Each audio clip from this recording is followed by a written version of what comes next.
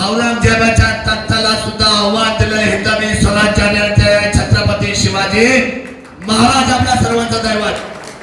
त्यामुळे तुम्हाला काय झालं या शहराच्या लोकांची ना गडबड झालेली सगळं. देवदर्शन पैसा मतला 10,000 मतला 20,000 यांनी काय निवडणूक किती दिवस चालणार. एकदा एक ट्रेंड चालेल.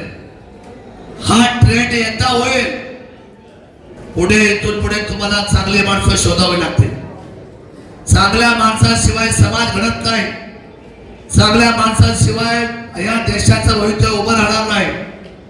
आपण थोडासा संयम बाळगून आपण सर्वांनी सचोटी करा आणि अतिशय मायक्रो प्लॅन करा. मायक्रो प्लॅन बी आता माईकवर जाहीर करून काय करा. मी आज माझं जे भाषण रेकॉर्ड होणार आहे ते सगळे पिंपरी चिंचवड महानगरपालिका ऐकणार. मी काय गोष्टी तुम्हाला सांगेन ते तुम्ही पत्रामध्ये घ्या, त्यामध्ये कामं करा.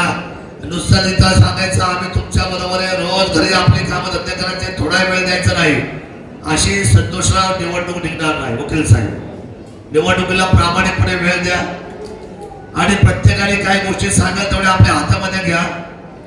कुणाला काय वाटायचे तेवढे मताला 50,000 रुपये एका मताला देऊ द्या. तुम्ही त्यांचे 5 वेळा त्यांच्या चरणावर डोकं ठेवा. तुम्हाला मत केव्हा तुमच्या विनम्रपणेचे येईल मला खात्री झालेली आहे. मला खात्री आहे निवडणूक अतिशय सोप्या आहे. ठीक आहे, ह्या वेळेला शिवसेनेला आम्हाला वेळ देता आला नाही. पिंपरी चिंचवड महानगरपालिकेला तुम्ही काही काळजी करू नका, चिंता करू नका. एकदा आम्हाला या सगळ्या गोष्टीमध्ये सुरुवात आता झालेली आहे. हळूहळू आपण सगळ्यापर्यंत पोहोचणार आहोत. पुणे जिल्ह्यामध्ये बलाढ्य लढाया चालू आहेत, परंतु निलेश मुटके हा शिवनेरीचा सुपुत्र आहे. छत्रपती शिवरायाचा जन्म झाला त्या जुन्नर तालुक्यातून व्यवसायाच्या निमित्ताने आपण सगळे मंडळीकडे आलो आणि या शहराला आपलंसं केलं. हे भोसले शहर आपल्या सर्वांचं आहे. जेवढ्या काही जाती जमाती पोट जाती किंवा सर्व लोक असतील ती अख्ख्या भारतातली ह्या भोसलेमध्ये एकवटलेली आहे. ऐकण्या चेक करा, सगळे लोक आले आणि सगळ्यांना सन्मान मान आपण या ठिकाणी समाज व्यवस्थेमध्ये घेऊन चाललेलो आहे. पिंपरी चिंचवड महानगरपालिका ही सगळ्या देशातली श्रीमंत महानगरपालिका आहे आणि आपल्याला तिथं जायचं आहे. आज व्यासपीठावर आणि समोर बसलेले माझे सगळे जी मंडळी आहेत, माझी आपल्याला एकच विनंती राहणार आहे. आपण सर्व लोकांनी जबाबदारी घेणार आहे. ती जबाबदारी जर आपण प्रामाणिकपणे पुढे घेऊन चालले तर मला असं वाटतं नेहाताई असेल किंवा आमचे बहादूरताई आणि आमचे महेंद्र सरोदे गाव कुठला लागलो बीड जिल्ह्यातले, म्हणजे बीड जिल्ह्यातले सुपुत्र भोसलेमध्ये आले आणि आपलं उज्ज्वल आहे भविष्य तुमच्या समोर उभे आहे. मला असं वाटतं की ही जी निवडणूक आहे ही आपल्या सर्वांच्या हातात आहे, आपल्या टप्प्यात आहे. आपण ही निवडणूक जिंकू, मी पुन्हा येईल, मी आपल्याशी पुन्हा हितगुज करेल.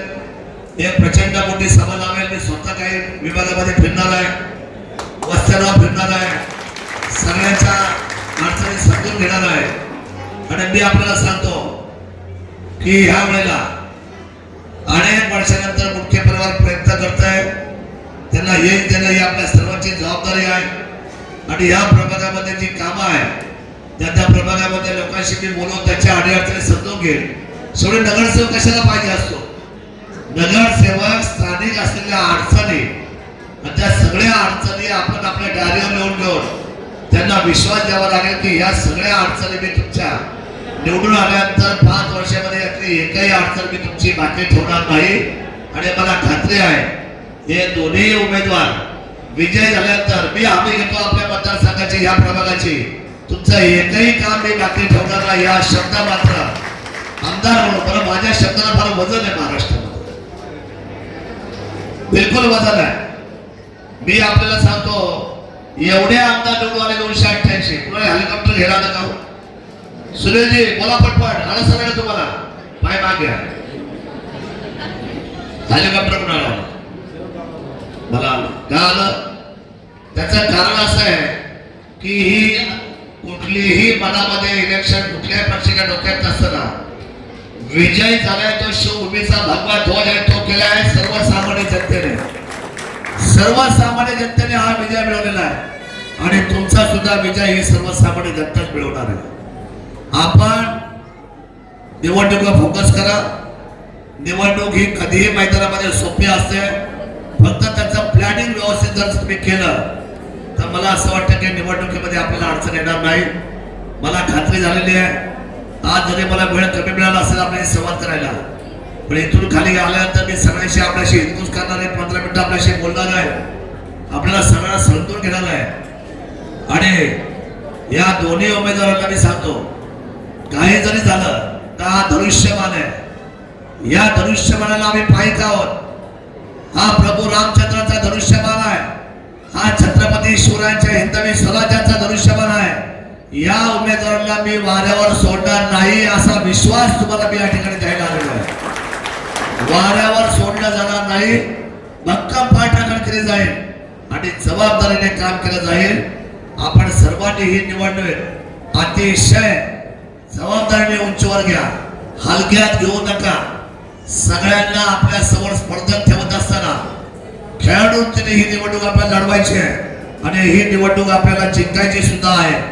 मला खात्री आहे की या सगळ्या भागामध्ये काम करत असताना सगळ्यांचं लक्ष या निवडणुकीमध्ये. हल्ली सर्वसामान्य काय वाटतंय की ही सर्व राजकारणी लोक स्वतःच्या भल्यासाठी निवडणूक लढवतात. आता हे सगळ्यांना दिल्यांची असंच वाटतं शहरामध्ये की ज्याला त्याला आपला हेतू आणि ज्याला त्याला आपला स्वार्थ आहे. पण मी सांगतो, ही मंडळी मी जेव्हापासून जातोय यांच्या व्यवसायामध्ये हे अतिशय प्रगतिशील आहे. आमचा बाबू शेठ असू द्या, आमचा मंगेश असू द्या आणि आमचा निलेश असू द्या, ही मंडळी राजकारणाचा व्यवसाय करणार नाही. ही खाण्या दंडावरची भगवी रेष. राजकारणाचा व्यवसाय होणार नाही. आम्ही समाजसेवा करू. 100% आम्ही जेवढं होईल तेवढं आमच्या घरातून, आमच्या खिशातून, आमच्या कष्टातून, आमच्या घामातून आणि आमच्या संस्कारातून. छत्रपती शिवराय हे रयतेचे राजे का झाले? औरंगजेब तख्तावर जाऊन 50 वर्षापेक्षा आधीचा काळ बसले, पण औरंगजेबाचा जय जयकार झालेला नाही.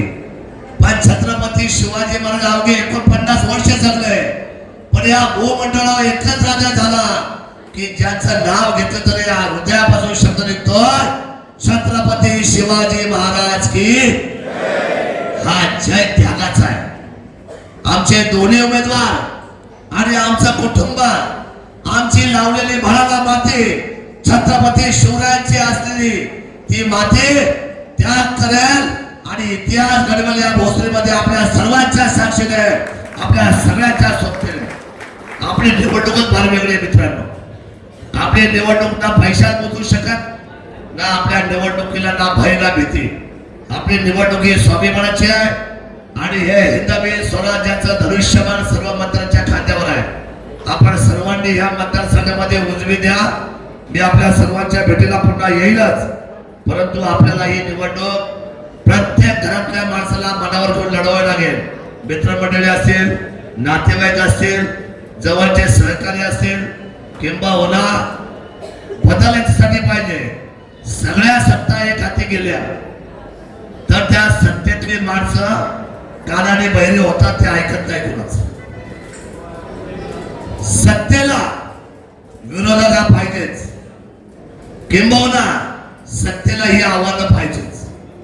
आपण ही आव्हानं घेऊन चाललं पाहिजे आणि आपला कोणीतरी गाणं ऐकणार पाहिजे, आपल्या तो जवळचा पाहिजे. म्हणून मला विनंती करायची आहे की ह्या कुटुंबाला आणि ह्या दोन्ही कुटुंबाला, म्हणजे एका बाजूला आमचा मुटके परिवार, दुसऱ्या बाजूला आमचा सरोदे परिवार, या दोन्ही परिवाराला तुम्ही यश संपादन करून द्या. मी आपला मिडलमॅन आहे, मी आपला मध्यस्थी आहे, किंबहुना मी संकट मोचन असलेला मारुती आहे, हनुमान आहे. तुमचा मात्र सगळं काम बघा, मी काही नेता नाही, मी कार्यकर्त्यातला कार्यकर्ता आहे. मी 17 उचलून मोठा झालेलो माणूस. मी हातामध्ये बादली घेऊन सर्वसामान्य असलेल्या लग्न मंडपामध्ये जनतेला जेवायला घालणारा माणूस. खरं का खोटं आहे? तुम्ही सर्वांनी पाहिलं. मी आमदार जरी झालो असेल तर मला माझे पाय जमिनीवर आहे आणि मी शेवटपर्यंत कार्यकर्ता म्हणून जगलोय आणि शेवटपर्यंत शिवभक्त म्हणून छत्रपती शिवरायांचा बावळा म्हणून जगेल आणि म्हणेल. पण तुम्हाला मात्र आपल्याला अंतर देणार नाही हा विश्वास भोसरी करून द्यायला आलोय. 1 मिनिट राहिल्या फक्त शेवटचा फायनल 1 मिनिट. आपल्या सर्वांना विनंती करतो की या मतदारसंघामध्ये धनुष्यबाण विजय करण्याची जबाबदारी तुमच्या खांद्यावर आहे आणि आपल्या सर्वांना त्या जबाबदारीचा पालन करण्याची जबाबदारी तुम्ही एकदा घेतल्यानंतर तिथून पुढचा मात्र या मतदारसंघाचा विकासाचा पाया रचल्याशिवाय आणि तुम्हाला विश्वास दिल्याशिवाय आम्ही शांत राहणार नाही एवढंच सांगतो. आणि आपल्या सर्वांना एकच सांगेल खीच के तार